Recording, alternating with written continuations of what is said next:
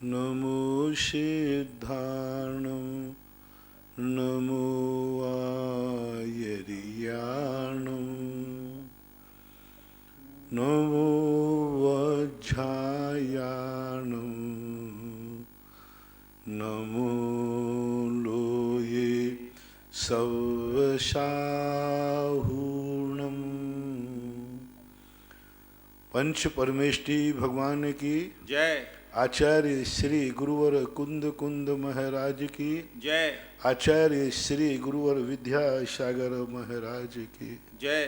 परम पूजनीय निर्यापक श्रमण पूज्य श्री सुधा सागर जी महाराज की। पूज्य श्री के चरणों में समस्त जिज्ञासा कर्ताओं की ओर से कोटि कोटि नमोस्तु। पूज्य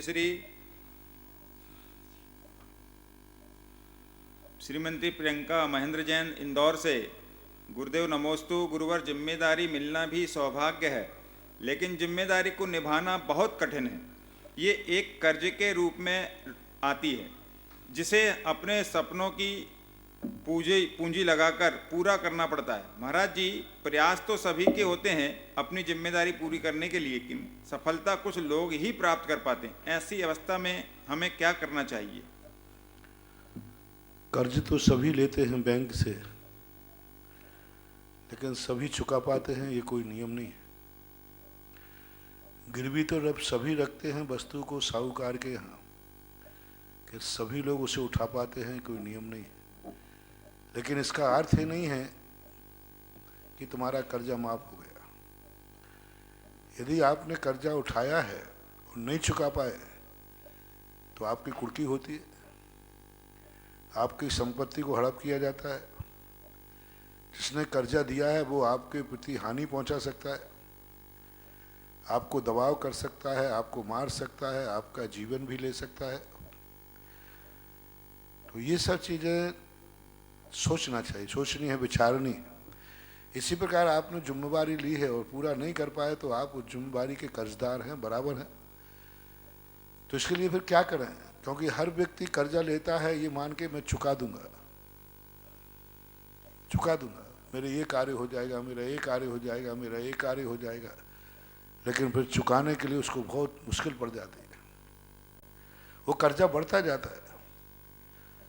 हमारे आचार्यों ने इसके लिए एक ही हल बताया, कर्जा लेने के पहले अपनी कुवत देखो कि हम चुकाएंगे कहाँ से। लोन मिल रहा है इसलिए ले लो ये मत सोचो, कर्जा मिल रहा है इसलिए ले लो ये मत सोचो। कर्जा फ्री में भी मिल रहा है, कोई कह रहा है कि ले लो, बिना ब्याज का भी ले लो, कोई ब्याज नहीं, तो भी लेते समय सोचना क्या मैं चुका पाऊंगा। कितने लोग दिवालिया होते हैं, कितने लोगों के जीवन खत्म हो जाते हैं मात्र इसलिए कि उनने कर्जा ले लिया था। यदि वो कर्जा नहीं लेते तो बढ़िया खाते पीते जी रहे थे, बढ़िया आराम से जिंदगी चल रही थी। लेकिन कर्जा मिल गया, लोन पे ले लिया, कर्जा मिल गया, उठा लिया, बाद में चुकाने की कुमत। तो हर व्यक्ति को कर्जा उसी समय लेना चाहिए जब उसके मन में ये भाव हो, ये सुविधा हो, हाँ मेरे चुकाने के बाद मेरे पास है। यदि कोई भी इनकम नहीं होगी तो हमारी फानी में संपत्ति पड़ी है वो बेच दूंगा, कर्जा चुका दूंगा। जिम्मेवारी जब लेते हैं उस समय सोचना चाहिए क्या मेरे में कुवत है जिम्मेवारी को निभाने की, क्या मैं जिम्मेवारी को निभा पाऊंगा। यदि मैं नहीं निभा पाऊंगा तो मेरे पास दूसरा क्या उपाय है, क्या दूसरा कोई उपाय है? यदि उपाय नहीं है और जिम्मेवारी निभाने की शक्ति नहीं है तो उसी समय हाथ जोड़ देना चाहिए। कुंद कुंद भगवान ने स्पष्ट इसके लिए कहा, जम सक कही तुम की रही। जो जो संसार में करने योग्य है वो सभी करना चाहिए नहीं, संसार में जो जो करने योग्य है उनमें भी वही करना चाहिए जो तुम्हारी शक्ति हो। धर्म क्षेत्र में भी यथाशक्ति लगा दिया, बोले उपवास करने योग्य है लेकिन करना चाहिए कितने? यथाशक्ति। दान देने योग्य है, कितना चाहिए? यथाशक्ति। मुनि बनने योग्य है, बनना चाहिए यथाशक्ति। तपस्या करना यथा योग्य है लेकिन करना चाहिए यथाशक्ति। न जाने कितनी चीजें संसार में हैं जो करने योग्य हैं, लेकिन जैन दर्शन कहता है नहीं, जम सक कही तुम की रही, जो तुम्हारी शक्ति है वही करना। जैसे रोटी भोजन रखे हैं, बहुत सारा भोजन रखा है, खाने के लिए देने वाला दे रहा है, लेकिन तुम क्या उसको पचा पाओगे? खिलाने वाले की कोई कमी नहीं, खिलाने वाले के पास कुछ नहीं, भावना है, देना चाह रहा है, लेकिन तुरंत कहा क्या तुम पचा पाओगे? तो इस सब बातों को अपन को जिम्मेवारी लेने के पहले सोचना चाहिए और बहुत विचार करके जिम्मेवारी लेना चाहिए। यदि विचार करके लोगे तो शायद जितनी जिम्मेवारी तुम लोगे उतनी पूरी कर सकोगे। एक जिम्मेवारी पूरी करने पर जो हर्ष है, 100 जिम्मेवारी लेकर के एक भी पूरी करना नहीं कर पाओ तो उसका दुख जो है बहुत भयानक। 100 जिम्मेवारी ले ली, एक भी पूरी नहीं कर पाए, उसका बहुत दुख है, बदनामी है, बेइज्जती है, डाउनफॉल कहते हैं उसे। और एक जिम्मेवारी ले ली और उसमें अपन सफल हो गए तो वह प्रोत्साहन मिलता है, हमारे लिए अंदर से भी आनंद अनुभूति होती है।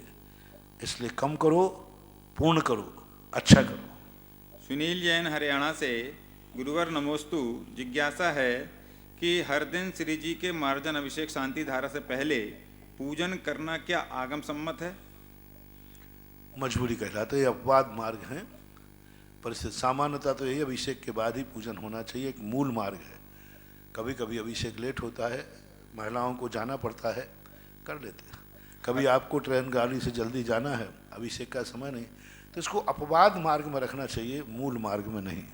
मोक्षा जैन गुजरात से, महाराज श्री के चरणों में कोटि कोटि नमोस्तु। महाराज श्री, जिज्ञासा है कि मैं जिस कॉलोनी में रहती हूँ वहाँ पर मंदिर जी में भगवान के केसर लगाते हैं, तो ऐसी प्रतिमा का दर्शन करने में कोई दोष तो नहीं लगेगा? अब इन विवादों में मत पड़ो, विवाद के विषय हैं। भगवान के चरणों में केसर लगाने का कोई उल्लेख शास्त्र में लगाने का नहीं है, चढ़ाने का तो है। चढ़ाने को तो बहुत, इस सब में बहुत सारे विकल्प है, विवाद के विषय हैं, कोई सुनेगा नहीं और राग द्वेष और बढ़ जाते हैं। लगाने का तो प्रावधान जनक दिगंबर जैन धर्म में है ही नहीं। मात्र इतना उल्लेख किया है चरणों में चर्चित करना, चढ़ाना, तो अकेली केसर ही क्यों, अर्घ भी तो यही लिखा है, चरणों में अर्घ चढ़ाता हूं। चंदन ही अकेला क्यों, जल को भी लिखा था चरणों में जल चढ़ाता हूं। दीप भी तो यही लिखा है, चरणों में दीप चढ़ाता हूं।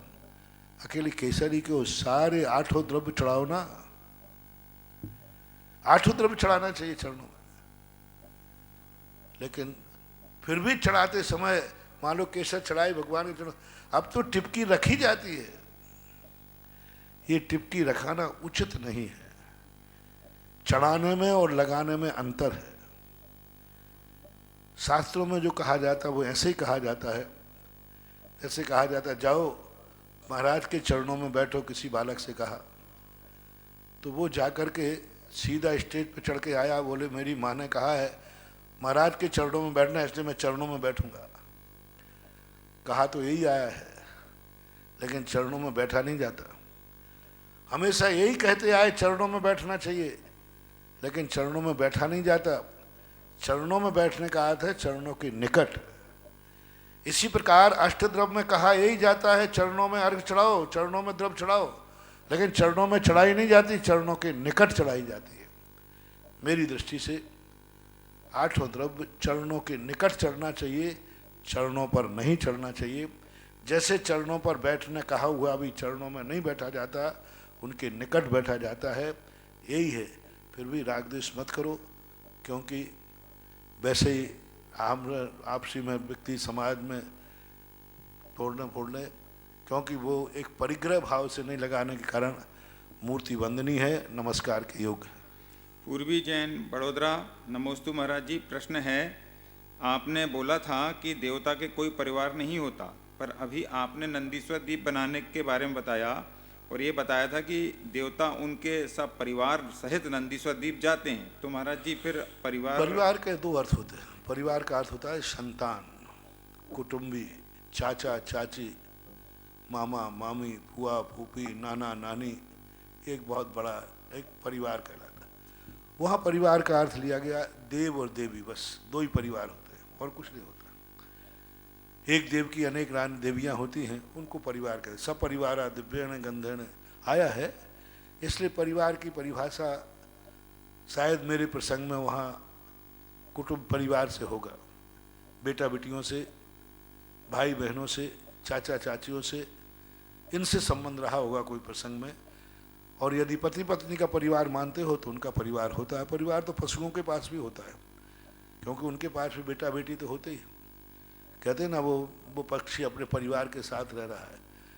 तो अपन को परिवार की डेफिनेशन देखना है, किस विवक्षा में अपन परिवार को स्थित कर रहे हैं।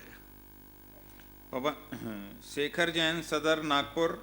नमोस्तु गुरुवर, आपने बताया महान व्यक्ति वही होता है जो खुद पीछे रहते हुए दूसरों को आगे करता है, लेकिन वर्तमान में गुरुवर उसको मूर्ख समझा जाता है। और आप कहते भी हैं अपना काम बनता भाड़ में जाए जनता। वर्तमान में यही प्रवृत्ति है, तो गुरुवर हम इस समय क्या समझें? यदि यही सभी विपरीत स्थितियां नहीं होती तो इसको कलयुग क्यों कहा जाता? कलयुग ही बता रहा है कि नीतियों के विरुद्ध यहाँ क्रियाएं होगी। आपको लिए भी कहा गया, जहाँ जैसा मौका देखो। जहाँ अपन ये देखते हैं कि हम पीछे रहने पर भी आगे का सम्मान मिलेगा तो पीछे हो जाना चाहिए। जहाँ तुम्हें पता चला कि यदि मैं पीछे रह गया तो ये पीछे ही ढकेल देंगे, तो फिर बिना बुलाए आगे आ जाना चाहिए। ये देखिए क्या स्थिति है। यदि अपन को मालूम है कि हमारे पीछे बैठने से कोई आगे वाला हमारा अनादर नहीं करेंगे, लेकिन जब मालूम चल जाए कि यदि हम पीछे रह गए तो ये धक्का दे करके और आगे बढ़ जाएंगे, तो फिर अपनी औकात नहीं छोड़ना चाहिए, अपना अधिकार नहीं छोड़ना चाहिए। तुम्हारी जो पोजीशन हो, जो पद हो, उस पद के अनुसार अपना अधिकार कायम रखना चाहिए। प्रतिभा मेरा, इंदौर जैन कॉलोनी से। महाराज श्री, मेरा बेटा कहता है जैन धर्म दुर्लभतम है, बहुत पुण्य से मिलता है, लेकिन जो बड़े धनपति टाटा बिरला अंबानी हैं उनका पुण्य क्या हमसे कम है? कैसा है जो हमारे पास है वह पुण्य धनपतियों के पास नहीं है? दोनों के पुण्य में क्या फर्क है? पुण्य दो प्रकार के होते हैं, एक पुण्यानुबंधी पुण्य और एक पापानुबंधी पुण्य। पापानुबंधी पुण्य तो होता है, लेकिन वो पाप की तरफ ले जाता है। ताकत तो गुंडे के पास भी, डाकू के पास भी है, और ताकत तो साधु के पास भी। डाकू दूसरों को लूटने मारने में खर्च करता है, साधु धन तपस्या में खर्च करता है। ताकत तो दोनों के पास। रावण के पास भी पुण्य था, श्री राम से भी ज्यादा पुण्य था, लेकिन उसने पुण्य का दुरुपयोग किया, गलत कार्य में ले गया, तो वो निंदनीय हुआ। तो जो आज बड़े लोगों के पास पुण्य है, धर्मात्मा, धर्म से रहित होकर के भी, वो पापानुबंधी पुण्य है। पुण्य तो है, लेकिन वो पाप का अनुबंध कराता है। रामचंद्र जी चूंकि धर्मात्मा थे, सम्यक दृष्टि थे, उनके सांसारिक पुण्य कम था, लेकिन पारमार्थिक पवित्रता ज्यादा थी। धर्म का संबंध पुण्य से नहीं है, धर्म का संबंध पवित्रता से है। लोग पुण्य से जोड़ते हैं, धर्म की तुलना करते हैं। देखो हम धर्मात्मा हैं फिर भी हमारे पास धन दौलत नहीं, वो पापी है फिर भी धन दौलत है, वो मंदिर नहीं जावे, भगवान की पूजा पाठ नहीं करे, कुछ नहीं करे, तो भी उसके पास धन दौलत है, और हम सब करते हैं तो नहीं। यही तुम्हारी भूल है। धर्म को तुम पुण्य से जोड़ रहे हो, और हमारा जैनागम कहता है धर्म का संबंध पवित्रता से है, निर्मलता से है। हमारे रामचंद्र जी के पास धन नहीं था, लेकिन पवित्रता थी, निर्मलता थी, निश्चलता थी, निष्कपटता थी, सत्यता थी, और सत्य का पक्ष था, धर्म था। रावण के पास धन था, पाप था, छल था, कपट था, अधर्म था, और उसका फल उन्होंने पाया। धन पाने के बाद भी यदि उसके पास पवित्रता नहीं है मन वचन काया की, तो वो धन उसे दुर्गति का कारण बनेगा। और धन के अभाव में भी पवित्रता और निर्मलता है तो भी वह सद्कार्य बनेगा, प्रशंसनीय है। आज रावण की पूजा नहीं, राम की पूजा होती है, ये मानना चाहिए। स्वाति जैन, जबलपुर। गुरुदेव के चरणों में सत नमन। महाराज जी, ऐसा माना जाता है कि पान में 36 प्रकार की हरियाली होती है, क्या यह सत्य है? अगर पान में एक ही हरियाली है तो इसे खाने में क्या दोष है? इसके संबंध में मैं कुछ भी नहीं बोलूँगा, नहीं खाओ अच्छा है, रागवर्धन है, लेकिन आगम में शास्त्रों में पान के संबंध में ऐसे निषेधात्मक वचन हमें मूल ग्रंथों में देखने में नहीं आए। बाद के क्रिया कोश वगैरह पंडितों ने लिखे, उनमें तो देखने में आए, मूल ग्रंथों में ऐसा कोई देखने में नहीं आया। उपवास आदि के दिन वृत्ति को भी कहा कि 14 अष्टमी 14 को ना खावे, इससे सिद्ध है कि अन्य समय भी वह पामूल आदि लेते थे। तो इस संबंध में निषेधात्मक मैं तो इस पर कभी मानता नहीं। 32 हरियों का दोष है, ऐसा कहाँ लिखा कहाँ पढ़ा मैंने नहीं पढ़ा, कोई मूल आचार्यों के में नहीं पढ़ा, कहीं कोई साइड में कहीं लिखा हो तो मुझे पता नहीं। सर्वज्ञ जैन शमशाबाद जिला विदिशा। पूज्य श्री के चरणों में कोटि सा नमोस्तु। महाराज जी, दीपावली के अवसर पर घरों के बाहर बिजली से चलने वाली झालरें लगाई जाती हैं, तो क्या ये वाकई में मांगलिक होती हैं? कल कह दिया मैंने इसका, कल बहुत विस्तार उसी से का दोबारा उसने प्रश्न भेजा कि ये दीपक लगाना उचित है या लाइट जलाना? दोनों ठीक है, कोई बात नहीं। आज के समय में एक रोशनी एक संकेत है। दीपक गुड बेटर बेस्ट, अति श्रेष्ठ है दीपक। दीपक के बहुत सारे लाभ हैं। दीपक में एनर्जी होती, लाइट में एनर्जी नहीं होती। दीपक घी का होने से उसकी जो वर्गणाएं होती वो पवित्र होती, शुद्ध करता, लाइट नहीं करती। लेकिन प्रकाश की अपेक्षा से उसको लगाते हैं तो निषेध नहीं है, लेकिन दीपक तो दीपक ही होता है। इनका दूसरा प्रश्न है, क्या दूध का और एवं तेल का फैलना, गिर जाना अशुभ होता है? वैसे कोई बात है, देखो कितना तुम कहोगे आए दिन तुम्हारा तेल फैलता है, कई जगह अलग अलग इसकी हैं। तेल फैल जाना, कई लोग कहते हैं कि चलो शनि निकल गया। जूता घूम जाना, लोग कहते हैं चलो शनि निकल गया। तो अब ये सब मान्यताओं के ऊपर है। कोई भी चीज़ का फैलना शुभ तो नहीं है, लेकिन अति भयभीत होने की जरूरत नहीं। इस संकेत कहलाते हैं, नहीं फैलना चाहिए। गुरुदेव के चरणों में कोटि कोटि प्रणाम। गुरुदेव, हम सब जीवों के कल्याण की भावना करते हैं, मगर मन से नहीं, केवल वचनों से, काय से ही बोला जाता है, मगर हमारा मन बहुत बार इधर उधर भटकता है। क्या हमारी भावना नहीं हुई तो सिर्फ वचन और काय का फल हमें मिलेगा? मिलेगा भावना के साथ, क्योंकि काय 3 योग हैं, मन वचन काय। मन से रहित यदि वचन है तो कम मिलेगा, मन वचन से रहित काय कोई कृत करता है तो कम मिलेगा, लेकिन मिलेगा तो सही। इंजीनियर पंकज पाटनी, 12 राजस्थान। महाराज जी के चरणों में कोटि सा नमोस्तु।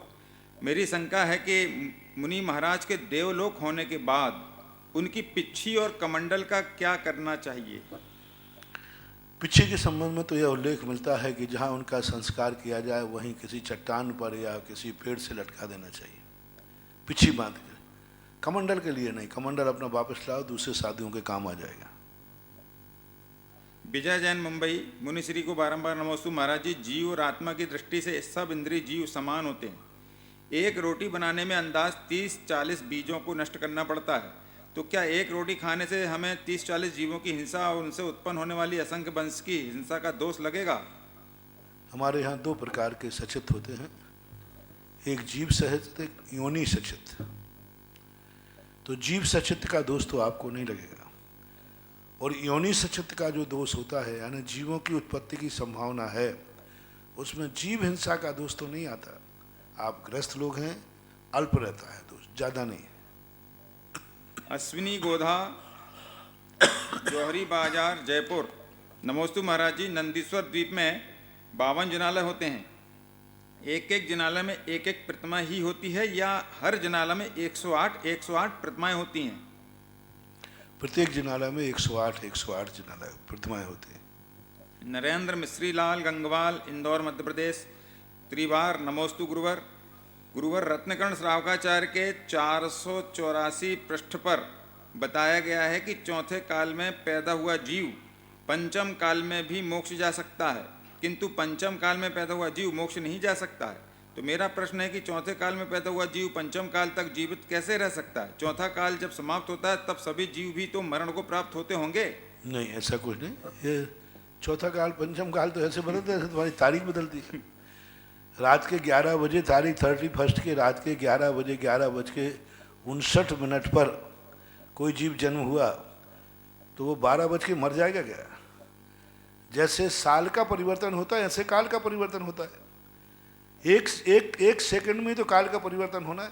एक सेकंड पहले चौथा काल, दूसरे सेकंड में पंचम काल, तो ऐसा कुछ भी नहीं है।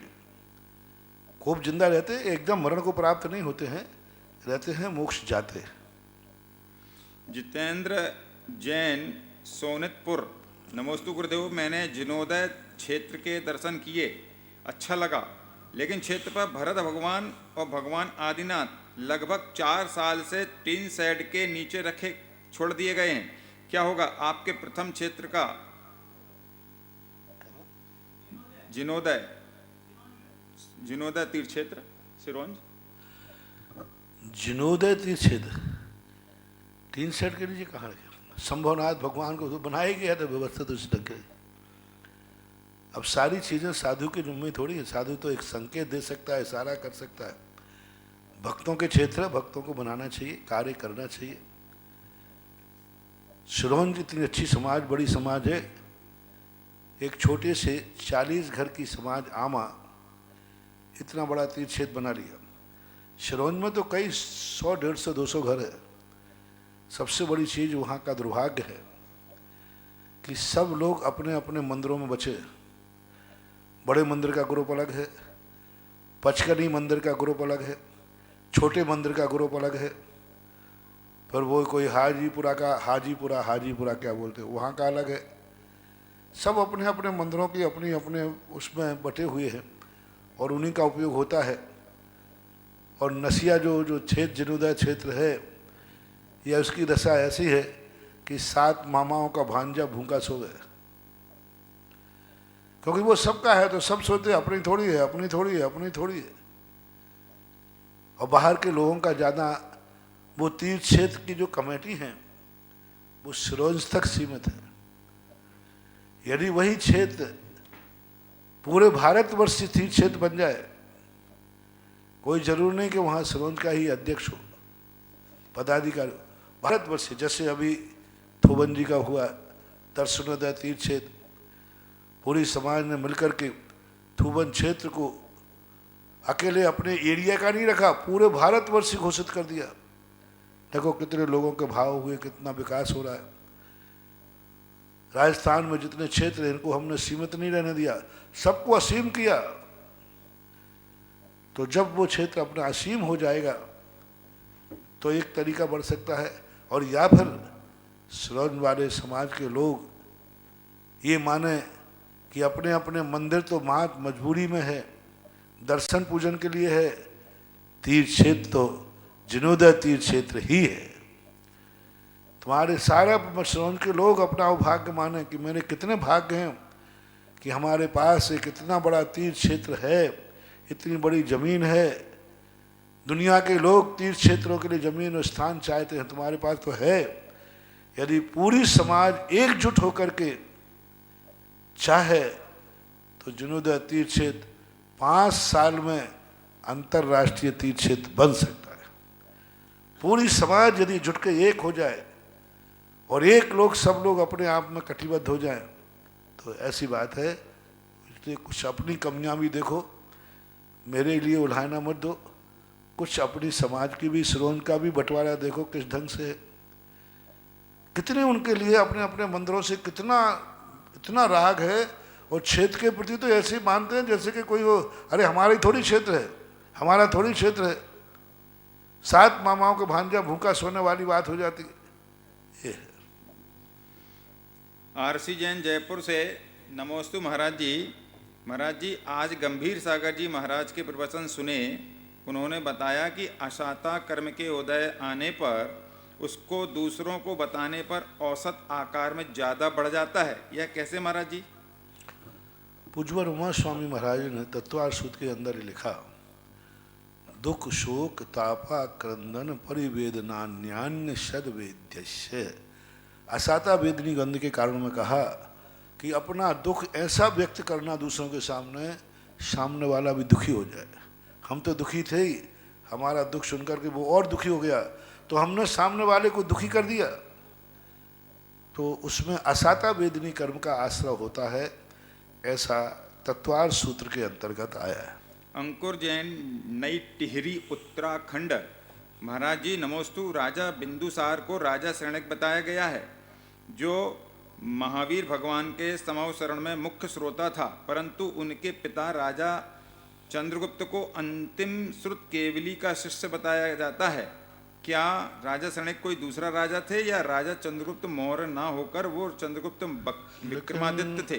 बिंदुसार का राजा शरणक का दूसरा नाम था। वो एक नाम अनेक नाम अनेक बार भी तो हो सकते हैं। बिंबिसार है बिंदुसार? हाँ, बिंदुसार राजा शरणक के कई बिंबिसार था, ऐसे कई नाम मिलते हैं। लेकिन जो बिंदुसार करके जो है चंद्रगुप्त का बेटा जो बिंदुसार था, वह अलग है, बिल्कुल अलग है। वो बिंदुसार इतना वो नहीं था, हमेशा अपनी पारिवारिक कलह, अपनी निर्णय लेने की क्षमता नहीं थी। चंद्रगुप्त का बेटा बिंदुसार कान का बहुत कच्चा था, कोई भी उसके लिए भड़का सकता था, कोई भी उसके कान में कुछ कह जाए तो बस उसी में क्रोध बहुत आता था, बहुत ज्यादा।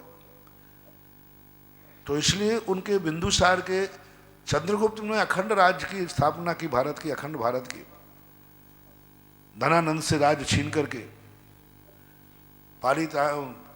पीपली बान का राजकुमार चंद्रगुप्त ने अखंड भारत बनाया, बहुत बड़ी चीज बनाई। अंत में भद्रभाऊ स्वामी से दीक्षा लेकर कल्याण किया। लेकिन बिंदुसार जब उनका बेटा बैठा, तब उसमें बहुत सारे राजाओं में फूट पड़ी, क्योंकि वो वही योग्यता नहीं रखता था चंद्रगुप्त के अंदर।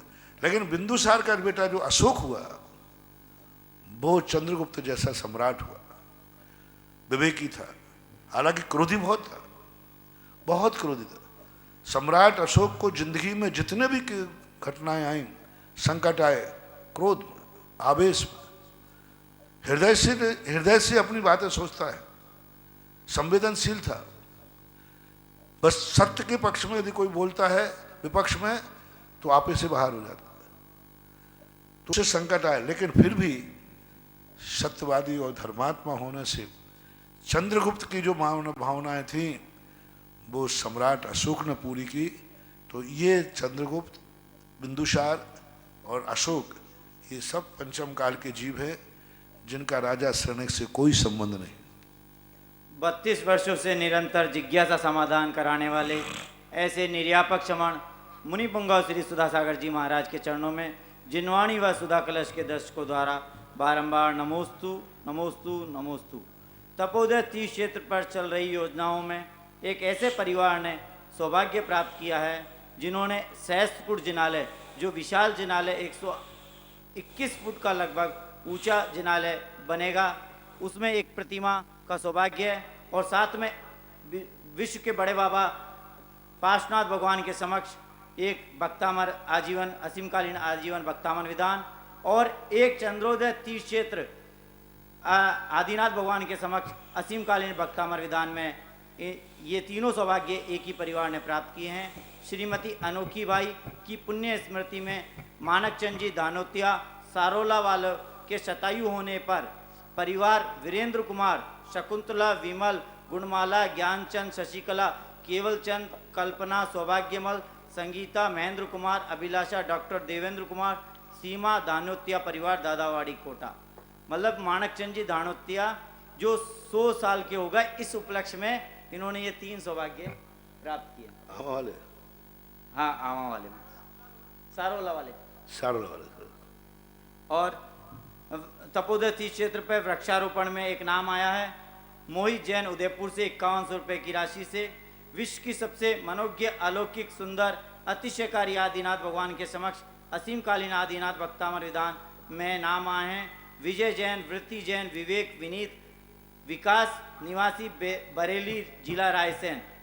और दूसरा नाम आया ऋचा जैन, विवेक जैन, शादी की सालगिरह पर निवासी गुड़गांव हरियाणा से। प्रथम जिज्ञासा वीरेंद्र जैन टोनी, ज्ञानोदय गौशाला प्रभारी, नमोस्तु महाराज श्री। आत्मा के असंख्यात प्रदेशों से बारंबार नमोस्तु महाराज श्री। महाराज जी, क्या दिखावा और झूठ बोलकर इस दुनिया में व्यवहार बनाया जाए या सच बोलकर दुश्मन बना लेना ठीक है? हमारे साथ कभी विश्वासघात तो नहीं होगा? तुम्हारी कुवत क्या है? यदि तुम्हारी कुवत है कि सत्य बोल करके दुश्मन बनाना और दुश्मनों से सामना करने की हिम्मत हो तो सत्य ही सर्वश्रेष्ठ है। और यदि तुम्हें नहीं हो तो द्रव्य छेद काल भाव की मर्यादा को लेकर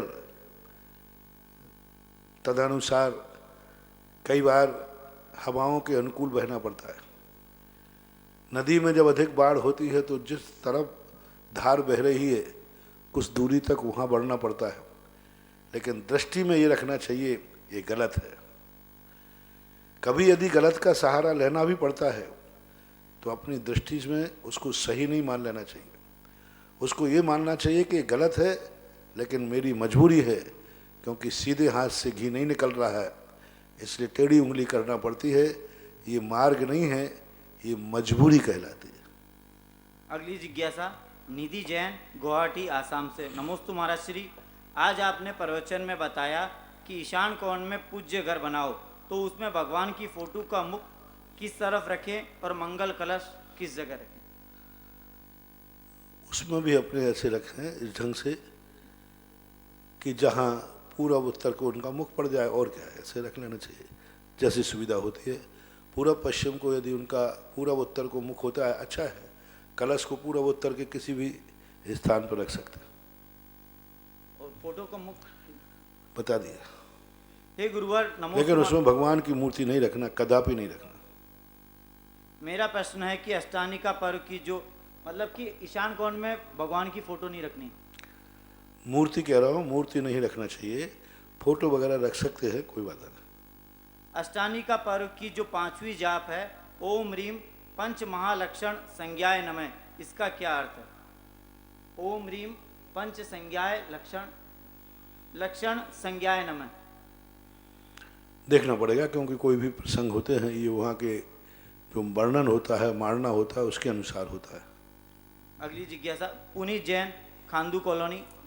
मेरे भगवान को नमोस्तु महाराज श्री, आज आपने प्रवचन में बताया कि अपने घर में स्वर्ग के विमान प्राप्त करना है तो अपने घर में ईशान कोण में कमरा बनाएं, उसमें पाठ ध्यान प्रार्थना करें। तो महाराज जी भक्तामर जी का पाठ का नियम तो आपसे लेकर मैं प्रतिदिन करता हूँ, लेकिन प्रार्थना क्या होती है, ये कब करनी चाहिए? और ब्रह्म मकान से विमान तक की यात्रा मैंने चूक रहे हो तुम सुनने में। बनिया हमेशा यही करता है, बनिया हमेशा अपने मतलब की बात सुनता है। फिर से प्रवचन सुनो, यूट्यूब पर सुधा कलश में मिल जाएगा। उसमें ये मैंने कहा है कि जो अपने घर में पाठ करता है,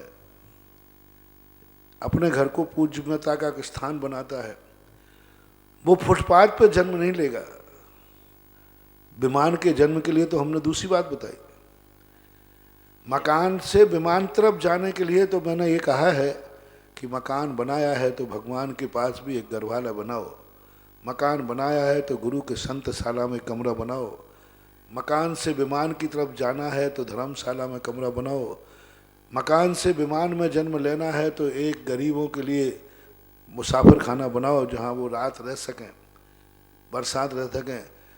भवन से विमान की तरफ जाना है तो गौशाला में एक गायों का शेड बनाओ, कबूतरों को शेड बनाओ। वो है भवन से विमान के लिए। ये पाठ आदि करना, पूजा आदि करना, इससे तो मात्र इतना होगा, फुटपाथ पर जन्म नहीं लोगे। बस मकान में जन्म है तो मकान में हो जाएगा, विमान नहीं मिलेगा। दोनों व्याख्याएं मैंने अलग अलग की थी स्पष्ट रूप से। बात का आप सुने दोनों कि फुटपाथ पर जन्म नहीं मिल लेना, इतना आप करिए, और भवन से मकान विमान की तरफ जाना है तो उतना करिए। दोनों बातें सुन लेना चाहिए अच्छी तरह से। पाठ की जहाँ तक बात रही तो पाठ अपने घर में बैठ के कर सकते हो, उस स्थान पर करते हो तो बहुत अच्छा है। और महाराज श्री प्रार्थना क्या होती है? प्रार्थना में यही होता है, विनतियाँ जो हैं, पहले उसको विनतियाँ कहते थे, अब प्रार्थना कहते हो। विनतियाँ हैं, 12 भावना है, मेरी भावना है, अहो जगत गुरुदेव हैं, फिर पतित पावन है, भक्तांबर पाठ है, इसी को प्रार्थना बना लो।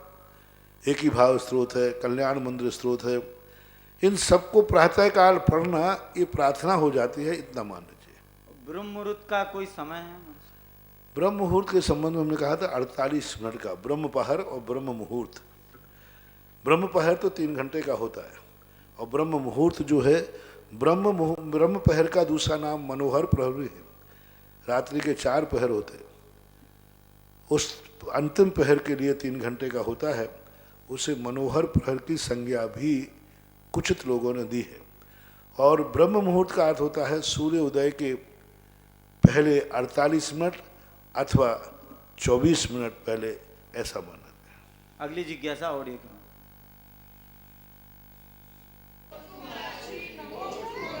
महाराज श्री सकल जैन समाज सुभाषनगर आपको नमोस्तु करता है।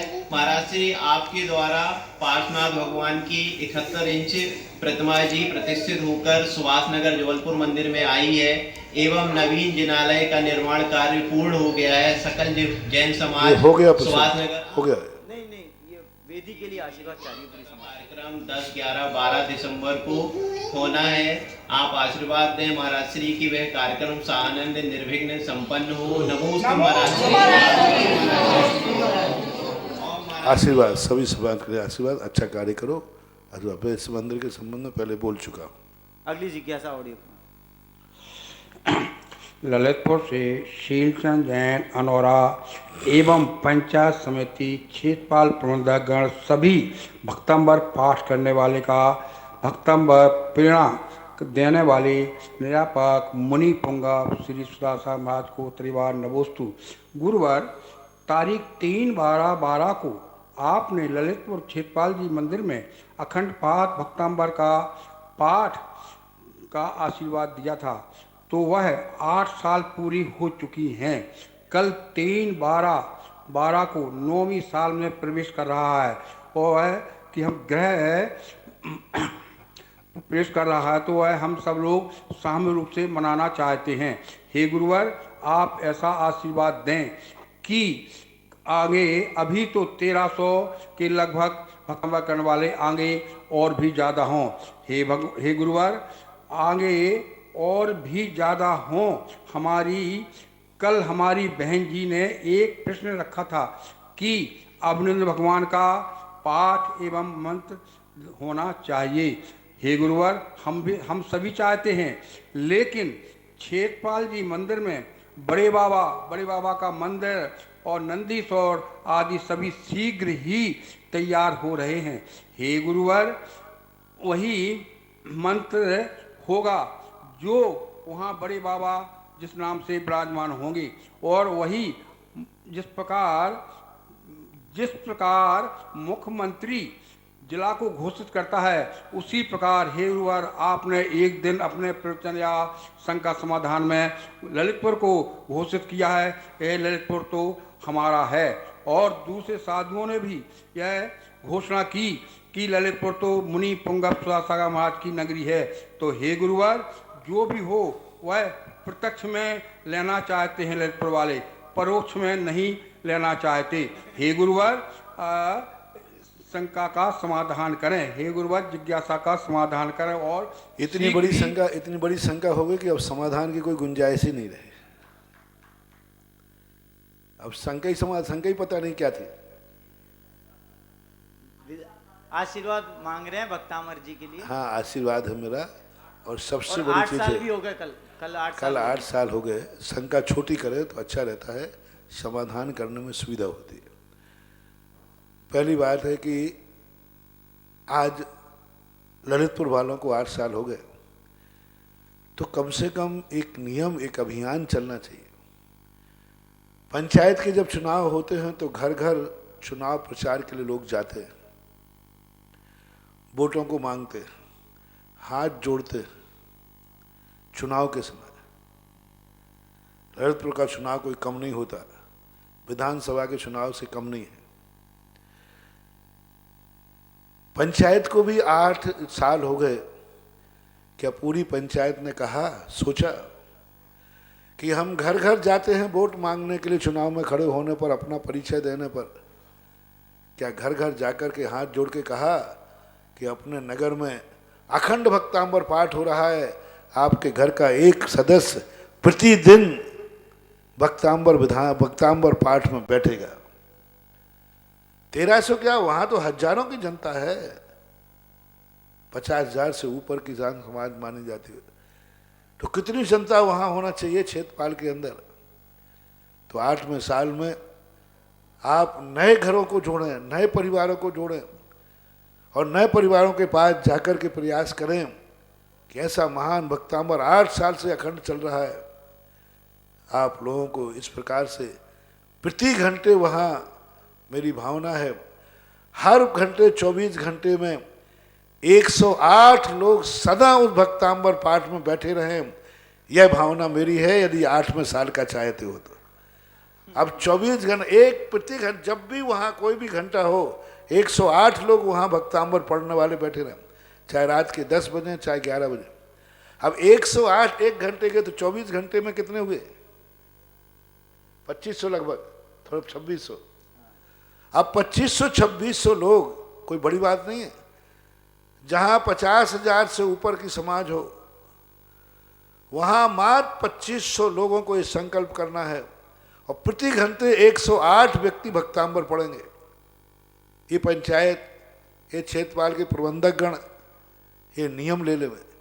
इसके लिए मेहनत करें, प्रयास करें कि हमें 24 घंटे में 2500 लोग चाहिए। 1 घंटा देंगे बस, 24 घंटे में 1 घंटा देंगे, 108। ऐसी कुछ वृद्धि करो। तो आपने इतना बड़ा प्रश्न किया है, इस प्रश्न का विज्ञापन का खर्च आपसे नहीं लिया जाएगा।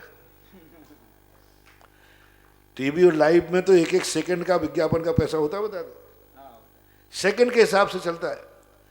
तो चलो तुम्हारे लिए 108 कम से कम। और कल कम से कम शांति धारा ऐसी होना चाहिए, चाहे भली उपस्थित होवे या नहीं होवे, भक्तांबर पाठ के उपलक्ष्य में कम से कम 1008 शांति धारा हो तो अति श्रेष्ठ। 1008 शांति धारा उपस्थित हो तो ऑनलाइन हो, नहीं हो तो कम से कम 108 शांति धारा तो कल करना ही। 108 शांति धारा करके इसको महोत्सव को मनाओ भी, जैसा है मेरा आशीर्वाद है। रही बात उपस्थित और अनुपस्थित की, सही बात मेरा और पराये की, हमारे लिए तो मेरे के शब्द की परिभाषा आती है। तो हमारे शास्त्रों में हमें तो कहा है शत्रुषु मैत्री, सारे मेरे ही हैं, सारे मेरे ही हैं और मैं सबका हूँ, ऐसी बात मानना चाहिए।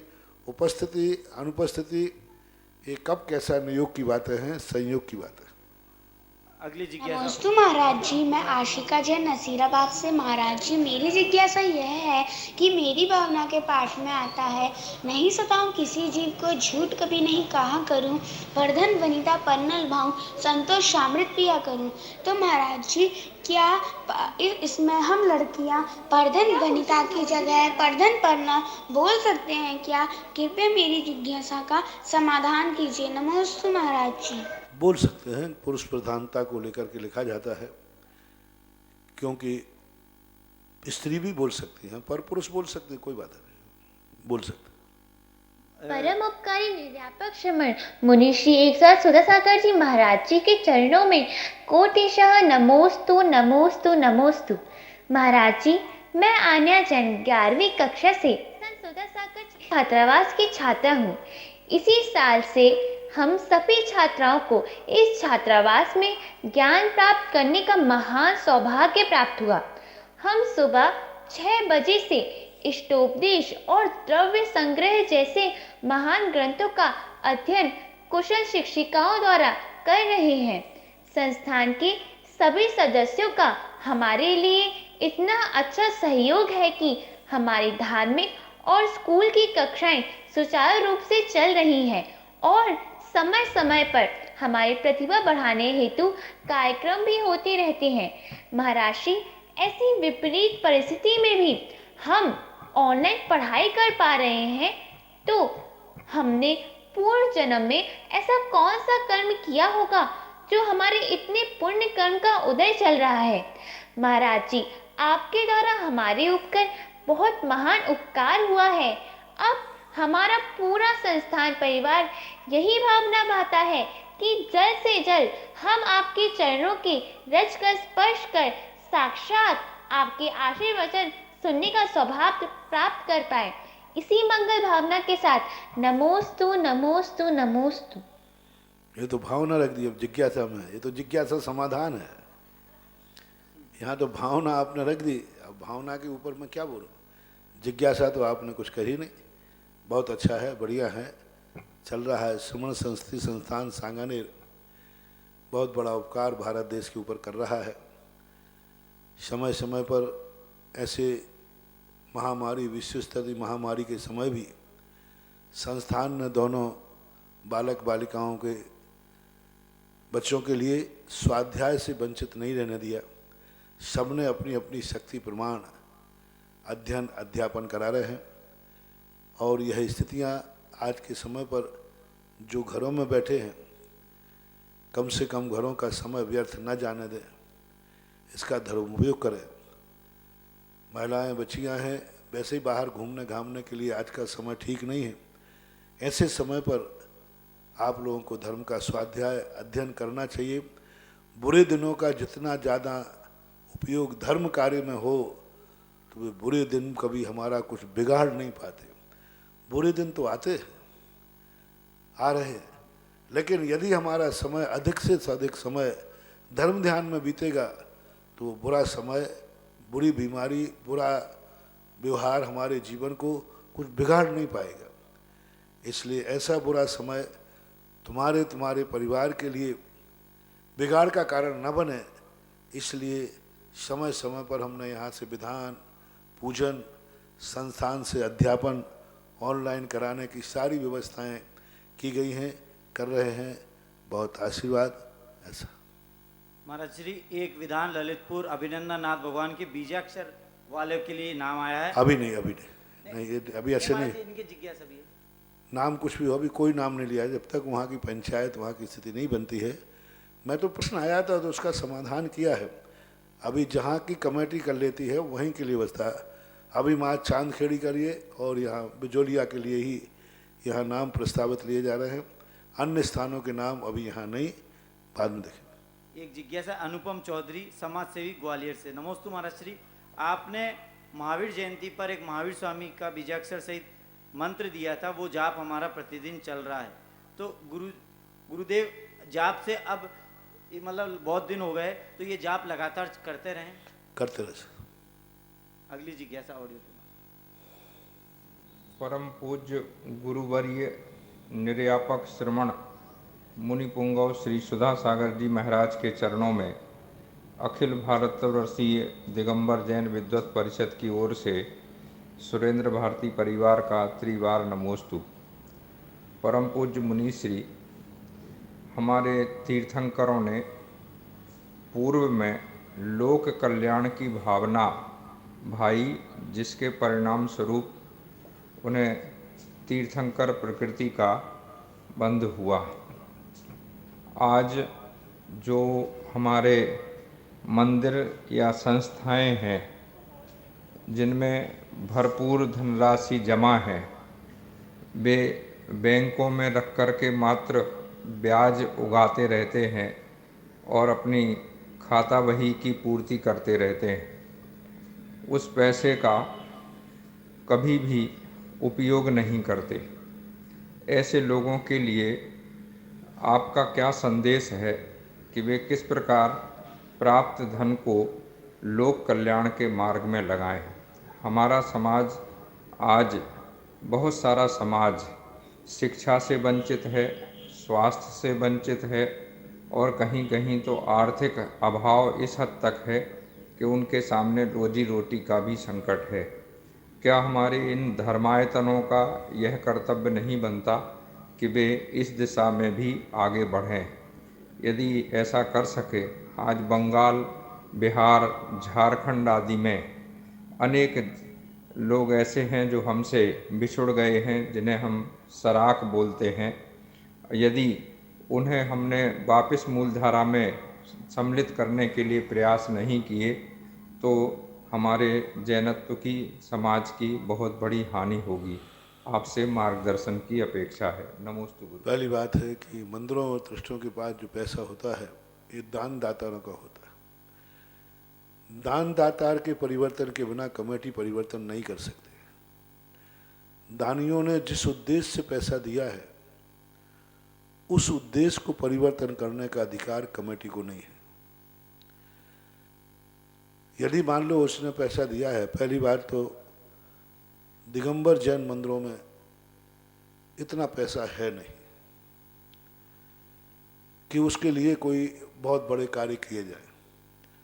2-2, 5-5, 10 लाख रुपये पड़े होंगे और या किसी निर्माण आदि कार्य के लिए पड़े होंगे। आपने देखा कि अभी लॉकडाउन के अंदर कई क्षेत्रों में कर्मचारियों के वेतन चुकाने में पसीना आ गया, लाइट का बिल देने में पसीना आ गया। तो ये किया जा सकता है कम से कम, क्योंकि हमारे कानून में भी ये लिखा है संस्था का विघटन होता है तो सरकार का एक कानून है, सम उद्देश्य वाली संस्था में इसको विलय किया जा सकता है। एक लिखना पड़ता है, अधिनियम में उसकी धारा है कि यदि ये संस्था कल के दिन विघटन हुई तो इसकी संपत्ति का उपयोग किस में किया जाए, सम उद्देश्य वाली संस्था में इस संपत्ति को विलय कर दिया जाए। तो हम आगम के अनुसार और शास्त्रों के अनुसार यदि पैसे की अधिकता है तो सम उद्देश्य वाली संस्थाओं में इसका उपयोग किया जा सकता है। सम उद्देश्य वाली यानी एक मंदिर का पैसा दूसरा मंदिर जो उजड़ रहा है, दूसरा मंदिर क्षेत्र में जहाँ वेतन को पैसे नहीं है, उनको गोद लिया जा सकता है। क्योंकि जैन दर्शन में हम गरीबों के प्रति इतना अन्याय नहीं कर सकते, क्योंकि मंदिर की शांति धारा का पैसा, मंदिर के किसी को ऐसा यदि हम गरीब जैनियों के लिए सहायता देंगे वे 100-100 जन्म तक और गरीब होंगे। क्योंकि जैनी भूख को मर जाए तो मर जाए, लेकिन मंदिर के धन को अपने गृहस्थी के उपयोग में नहीं ले सकता। निर्माल का रूप बनाया गया। महान विश्व में एक जैन दर्शन ऐसा है जहां निर्माल की परिभाषा है, मंदिर के किसी भी पर्पज से आया हुआ दान से गृहस्थ रोटी नहीं खा सकता। मंदिर में किसी भी पर्पज से आए हुए दान से व्यक्ति कपड़े नहीं पहन सकता। मंदिर में किसी भी पर्पज से आए हुए दान से अपना मकान नहीं बना सकता। ये जैन आगम का, और बनाता है उसको मालूम चल जाए कि ये मंदिर के पैसा से मुझे सहायता की जा रही, मंदिर के पैसे से मेरा मकान बनाया जा रहा है। सच्चा जैनी होगा तो वो कहेगा मैं मरना पसंद करूंगा, लेकिन मंदिर के पैसे का, मंदिर की संपत्ति का उपभोग नहीं करूंगा। तो पहले तो इससे सिद्धांत से बाधा जाएगी कि मंदिरों में रखा हुआ पैसा किस पर्पज से आया है। स्पष्ट लिखा भगवान के पूजन अभिषेक के पैसे को।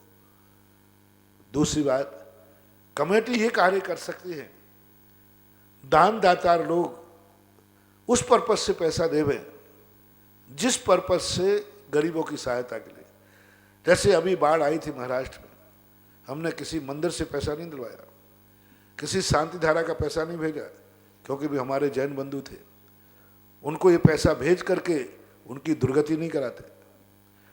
हमने समाज को आह्वान किया तो समाज ने बाढ़ पीड़ितों के लिए दान दिया, बाढ़ पीड़ितों के लिए दान दिया। वो दान उनके लिए गया क्योंकि दाता ने देते समय संकल्प किया कि महाराष्ट्र के बाढ़ पीड़ितों के लिए है, ये कोरोना पीड़ितों के लिए है। तो दातार जिस उद्देश्य से दान देवे, भारती जी इसके लिए एक अभियान विद्युत परिषद चला सकती है। हम उसके साथ आशीर्वाद दे सकते हैं कि हर संस्थाओं के लिए, हर कमेटी वालों के लिए, हर दातारों के लिए कुछ दान गरीब सहायता फंड में देना चाहिए। हर मंदिर में एक गरीब सहायता फंड हो। हाँ, शांति धारा करते समय संकल्प किया जाए कि 2 शांति धारा होती है। एक शांति धारा गरीब फंड में पैसा जाएगा। शांति धारा करने वाले को पहले से मालूम होना चाहिए कि मैं जिस पैसे से शांति धारा कर रहा हूं, ये पैसा मंदिर में भगवान के लिए नहीं गरीब के लिए जाएगा। फिर वो पैसा आप गरीब को भेज सकते हो, क्योंकि दातार को मालूम है। देने वाले दातार जब तक अपना संकल्प नहीं बदलेंगे तब तक वो पैसा गरीबों की तरफ देना आगम विरुद्ध है, गलत है। उसकी कोड़ में खाज और होगी, वो अभी कम गरीब है, कल और गरीब होगा। इसलिए उसका अभिप्राय पहले जैन आगम के सिद्धांत, अनोखे सिद्धांत है, किसी भी दर्शन में ऐसा सिद्धांत नहीं। हर दर्शन में मंदिर के खाने पीने की व्यवस्था होती है, प्रसाद के रूप में, भंडारे के रूप में, सब में खाते हैं। भगवान को चढ़ा हुआ प्रसाद भी भोग रूप में ग्रहण कर लेते हैं। लेकिन जैन दर्शन के अंदर, दिगंबर धर्म के अंदर निर्माण की परिभाषा है।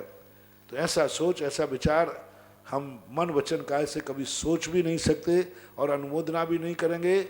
मंदिर का कोई पैसे का दुरुपयोग नहीं, बस इससे हर मंदिर वाले के पास एक ट्रस्ट हो, एक फंड हो जो दातारों से गरीबों के लिए किया जाए। जैसे अभी अपन ने यहाँ से करके, और इस्लामाबाद चंद्रप्रभु चैत्यालय तो ट्रस्ट था, वहाँ के 2 महानुभावों के नाम हैं, बहुत अच्छे नाम हैं उनके, विजय राजे माने और विनोद पाटिल। विजय राजे माने और विनोद पाटिल। इन दोनों ने बड़ी मेहनत करके यहाँ से जो भी सहायता भेजी गई उन्होंने घर घर तक भेजा। आगम सागर महाराज जी वगैरह के निर्देशन थे। तो ये व्यवस्था आप बनाएं, करोड़ों करोड़ रुपया भेजा, कम से कम 200 मकान बना चुके हैं अभी तक, पूरी की पूरी कल दिखाई थी। लेकिन पैसा हमने किसी मंदिर का ट्रस्ट नहीं भेजा, समाज से उस नाम से लेकर भेजा। अभी कोरोना के समय सारे भारत के लोगों ने करोड़ों करोड़ रुपया लोगों की सहायता की है, गरीबों की सहायता की है, करोड़ों रुपया। कम से कम 3 से 4 हजार लोगों की सुविधाएं, जो गरीबों की जिनकी आप बात कर रहे हो, रोजी रोटी, कपड़ा, सब पूरा सामान लेकर के यहाँ से, इसी मंच से लोगों ने भेजे। लेकिन वो भेजे उसी नाम से। कोरोना काल में पूरी मदद। हाँ, कोरोना काल में सरकार को कितनी मदद दी है। तो इस प्रकार से ये, लेकिन दातार को धोखे में नहीं रख सकते। किसी नाम से पैसा लेकर किसी नाम में बाईपास करना, ये महान चोरी है, महान चोरी है। दातार को पता होना चाहिए कि मेरा पैसा कहाँ जा रहा है। तो मैं इसके लिए, आपका प्रश्न है तो मैं ये कह सकता हूँ, हर संस्थाओं को, हर दातारों के लिए ये सोचना चाहिए कि मेरे पास 1 रुपया है दान देने के लिए, तो 25 पैसा हम मंदिर में देंगे, 25 पैसा हम व्यवस्थाओं में खर्च करेंगे, महोत्सव में खर्च करेंगे, 25 पैसे का दान हम गरीब फंड में भी देंगे। हर मंदिर के पास एक गरीब फंड एक अलग से रखियो। गुल्लक भी आप रख सकते हो, लेकिन उसमें लिखा ना, इस गुल्लक का पैसा गरीबों को जाएगा। पर्पस निश्चित करो, अर्थ क्रिया निश्चित किए बिना यदि किसी पैसे को कन्वर्ट करोगे तो कन्वर्ट करने वाले की दुर्गति है, और जो कन्वर्ट करके लेगा उसकी भी दुर्गति होती है। इसलिए इस व्यवस्थाओं को इस ढंग से परिवर्तन। दूसरी बात, गरीबों के फंड बनते हैं। मैंने भी कई स्थानों पर गरीबों के फंड बनाए, लेकिन सारे अमीर लोग गरीब बनकर के उसको ले लेते हैं। कई स्थानों पर अपने अपने रिश्तेदारों को, अपने अपने परिवारों को। अभी 2 बच्चों ने कार्य किया था, ऐसे ऐसे लोगों के फंड पहुंच गए वहां पर। विनोद चावड़ा ने, सचिन दिल्ली वालों ने, 2 बच्चों ने ऐसा काम किया। जिनके पास, उन्होंने कहा नहीं साहब हमें पैसा दे दो, उन्होंने कहा साहब ऐसे पैसा नहीं देंगे, आप कॉलेज का नाम बताओ, स्कूल का नाम बताओ, डायरेक्ट वहाँ के फंड में। बोले नहीं, आप हमारे घर भेज दीजिए, हम अपने हिसाब से खर्च करेंगे। पता किया उनका तो सब अच्छे लोग थे। तो सबसे बड़ी चीज़ है, गरीबों की जब जब व्यवस्थाएं बनी, गरीबों तक वो पैसा नहीं पहुँचा, और फिर भी इनके लिए, व्यवस्थाओं के लिए अलग ढंग से सोच विचार किया जा सकता है। एक अभियान चलाया जा सकता है गरीब सहायता फंड की, लेकिन उसमें ईमानदारी, पारदर्शिता होना जरूरी है। सबसे अच्छा यही है कि बच्चे पढ़ रहे हैं, उनको पढ़ाई, उनको पैसा ना दे करके पढ़ाई की किताबें दी जाए, पढ़ाई की फीस दी जाए। आजकल हमने पैटर्न बदल दिया, पढ़ाई की डायरेक्ट फीस दी जाए। कोई बीमार व्यक्ति है तो डायरेक्ट डॉक्टर से संपर्क करके डॉक्टर को सीधा पैसा भेजा जाए, तो बेईमानी से कुछ बचा जा सकता है। ऐसा अंजलि जैन कोटा, नमोस्तु महाराज श्री, आपके चरणों में बारंबार नमोस्तु। और जहाँ तक सराग आदि जाति की है, कितना सराग जाति के लिए किया गया। बाबूलाल जमादार थे एक बड़ौद के, उन्होंने बहुत काम किया था। साहू शांति प्रसाद जी ने बहुत बड़ा काम किया। सराग जाति के ऊपर बहुत काम हुआ, लेकिन वहाँ के लोग इतने ज़्यादा हो गए कि वे सबसे सहायता ले लेते हैं और करते वही हैं जो कर रहे हैं। सहायता ले लेंगे, सब कह लेंगे रहेंगे, लेकिन फिर जो कहते हैं वही के वही बने रहते हैं। कितने सरागी सराग जाति के लोग थे। शांति सागर महाराज से अभियान हुआ, बहुत प्रयास किया, साधु संतों ने भी प्रयास किया और वहाँ गए, लेकिन सराग लोग कितने जैन बन पाए, उनकी संख्या बता दीजिए। कम से कम 100 साल का तो रिकॉर्ड अपने पास है। साहू शांति प्रसाद जी को जितना समय हो गया और लगा लेना। 100 जातियों ने हमेशा जब भी सराग जाति का प्रसंग उठा और साधु संत विद्वानों ने सबने प्रयास किए, कितने सरागियों को जैन बना पाए, उनकी संख्या कितनी है। और तुमने सहायता कितनों को दी, कितनों को मकान दिए, कितनों को संपत्ति दी, कितनों को व्यापार दिया, करोड़ों करोड़ों रुपया जैन समाज का उस तरफ गया। क्या वो सारे परिवर्तित हो पाए? तो इस संबंध में सब तरफ हमें विचार करना पड़ेगा कि वस्तु स्थिति हम उसका सदुपयोग कितना कर पाते हैं। और ऐसे यदि कोई सराग परिवर्तित होते हैं, चलो मैं घोषणा करता हूं कि कोई सराग यदि ऐसा परिवर्तित होता है कि ओरिजिनल जैन था और वो पूरा परिवर्तित होकर करता है, तो आज भी जैन समाज उसे गले लगाने को तैयार है। आप उनकी लिस्ट बनाइए और यथार्थ रूप से वो परिवर्तित होने करें। उनके पढ़ाने की, उनको बच्चों को लिखाने की व्यवस्थाएं की जा सकती हैं, लेकिन उनको पहले ईमानदारी से परिवर्तित होना पड़ेगा। उनको अपने आप को कहना पड़ेगा मैं जैन हूँ, और जैनत्व का उनको अपनी शपथ लेना पड़ेगी, जैनत्व का स्वरूप स्वीकार करना पड़ेगा। मात सराग कहकर सहायता करना कोई परिवर्तन नहीं होता। हमें तो आज तक सराग जातियों की कोई 2-5 हजार भी सराग जाति के लोग इकट्ठे होकर पता चले कि जैन अभी तक पूरे बिहार में 100 साल से जो प्रयास हो रहा है। अभी जब भी बिहार में बिहार करें साधु, तो रास्ते रास्ते साधुओं के चौके मिल जाना शुरू हो जाना चाहिए थे, रास्ते रास्ते में मंदिर मिलना चाहिए थे बिहार में। इतने प्रयास के बाद भी बिहार में जैन मंदिर नहीं, इतने बिहार के बाद भी साधु के आहार की व्यवस्था नहीं हो पाती। 100 साल में तो क्या 10-20 हजार लोग जैनी नहीं बन पाए, और 10-20 हजार जैनी बिहार में बन जाएं तो मंदिर ही मंदिर होते रास्ते में, और चौके ही चौके लगते। शिखर जी जाने के लिए साधुओं को चौके की व्यवस्था नहीं करना पड़ती, क्योंकि सराग जैनी बन करके और जैन धर्म के रूप में परिणत होते, लेकिन ऐसा कुछ नहीं हुआ। परम उपकारी निर्यापक श्रवण मुनि पुंगव श्री सुधासागर जी महाराज की जय। आज